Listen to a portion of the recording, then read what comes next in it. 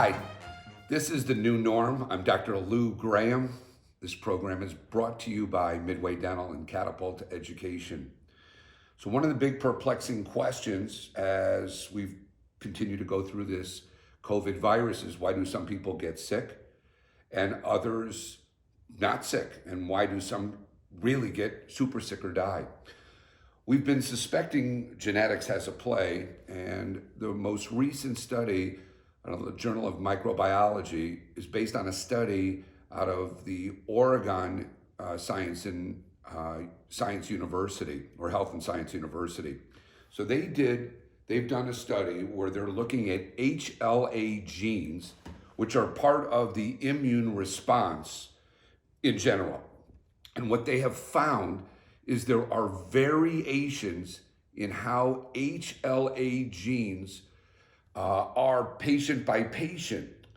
And they're finding these variations can actually have a direct role in each patient recognizing the invasion of the virus. So those that have a variation may be far more predisposed to the dire consequences. This is huge. To me, it's huge because openly, if you now know that someone is predisposed based on their genetic immune response, you now know that if someone's COVID positive through a test, you would want to do this gene test. And they're saying this gene test is very inexpensive and easy to do. So now you would know which patients ahead of time, and potentially, if there are treatments coming out, you could start these treatments earlier or at the appropriate time. Or let's say someone's not COVID positive, but we're testing everybody for the gene variation. And as we go into the vaccine era, those that have this variation that make them predisposed to problems, they should be vaccinated first. I just love how we continue to learn more about this virus, and meaning this is where we have to go to be safe and be smart. Okay, with that all said, as our update, it's Joe Rossi time. So Joe Rossi owns his own firm now, over 10 years. I'll let Joe explain what his firm and what he does, and then we'll get into the COVID virus, particularly how he sees what he does and its relationship with right now where we are with the pandemic. Joe Rossi, welcome to the show. Tell us what you do. Hey Lou, thanks for having me. It's a great honor here. We are practice brokers exclusively for dentists, specializing in real estate and practice transitions. We help you sell your practice, purchase a new practice, start, expand, relocate, negotiate lease renewals, and help you buy and sell your real estate, and do it exclusively for dentists.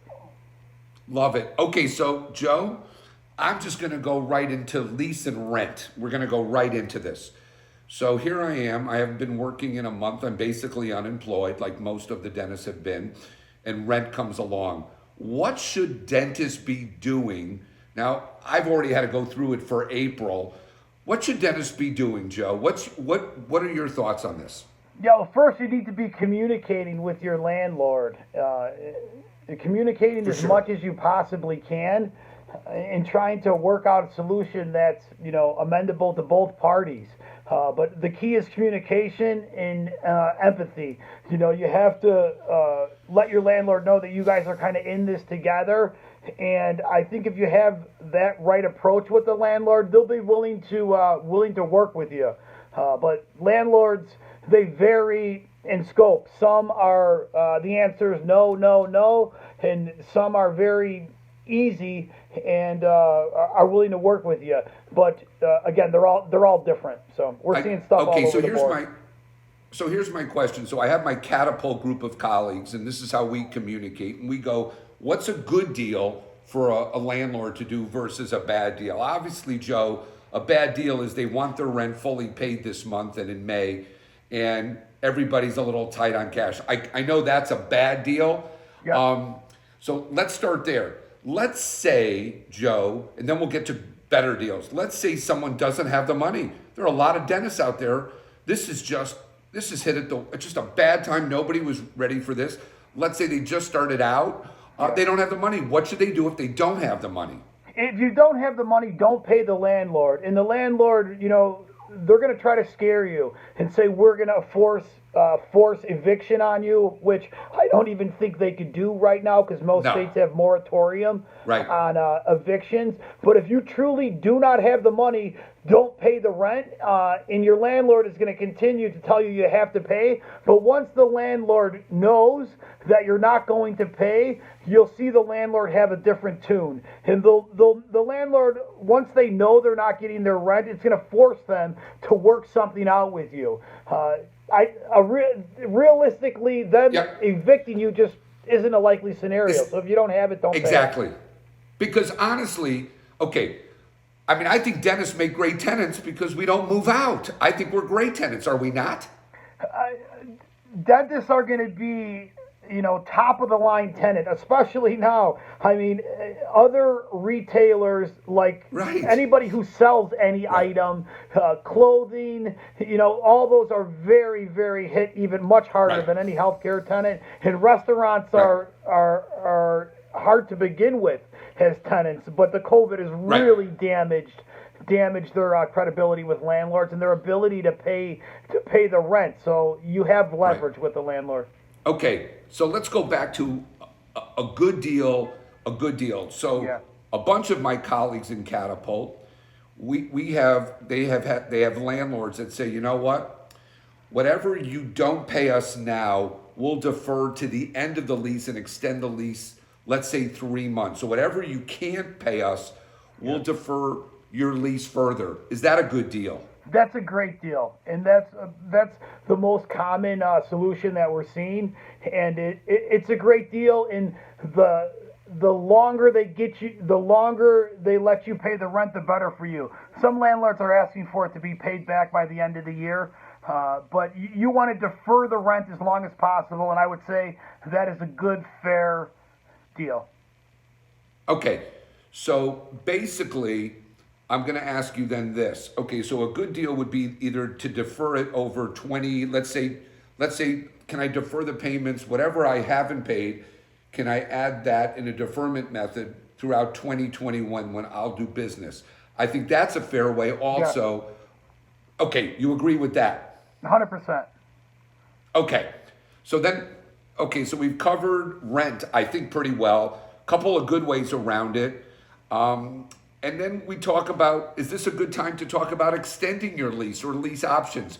Tell me if this is a good time. I know it's crazy, but I think people are readjusting. What are your thoughts on that? Yeah, well, I think anytime you're talking to the landlord, some dentists will never talk to their landlord. This COVID has really forced landlord and tenant to talk to each other, so you might as well take advantage of it. And if you can see yourself in your space for the next 5 to 10 years, now would be an excellent time to extend your lease out further. Landlords are going to be much more willing to give you incentives and lock you into good rates for the long term. They don't want to lose any more tenants. So I think right now, if you're happy with your space and your lease, it is an excellent time to renew your lease out. And I think you'd get more incentive than if you did so pre-COVID. I'm going to go back to this in a second, but Joe, doesn't your firm, one of the things you do is you can work with dentists, because I didn't, and I made a big mistake if you ask me, but I've made plenty. Your firm really, with no upfront fee, would help renegotiate those leases for your clients.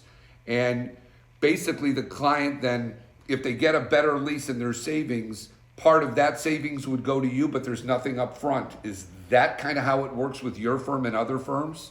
Yeah, that's how it works, Lou. The landlords pay the fees to renegotiate your lease.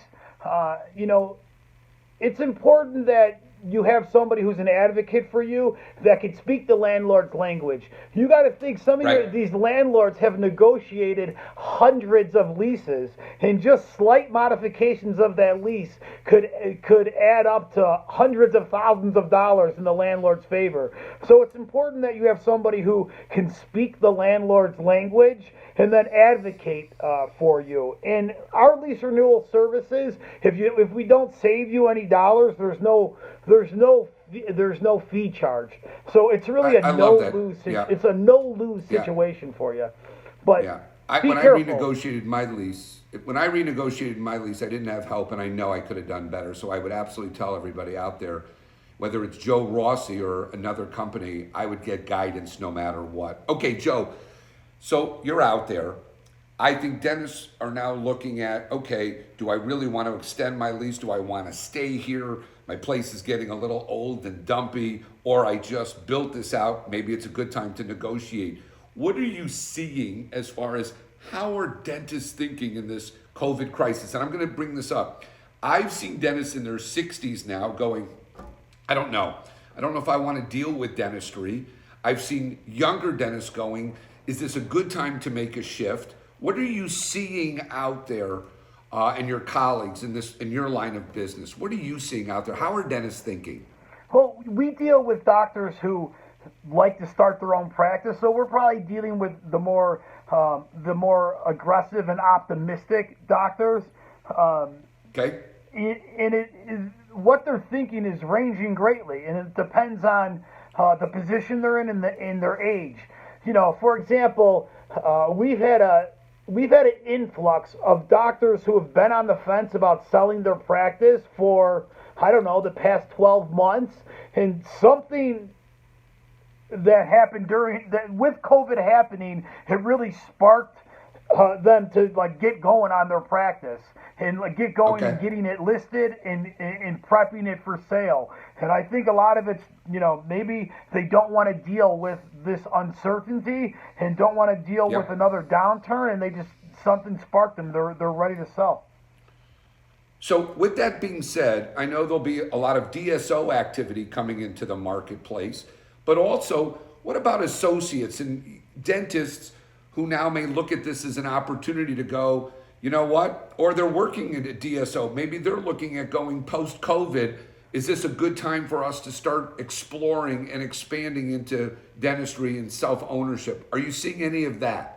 Yeah, well, I think it's a good time just because there's going to be more practices on the market, and pre-COVID, it's been a very heavy, you know, seller's market. We've had 10 buyers for every one practice for sale, so I think that's gonna kind of shift a little bit, a much needed shift, and a lot of our associate doctors are out of work right now, or they don't know if the office they're working at is going to continue to be able to support them. They may not have enough value to support them.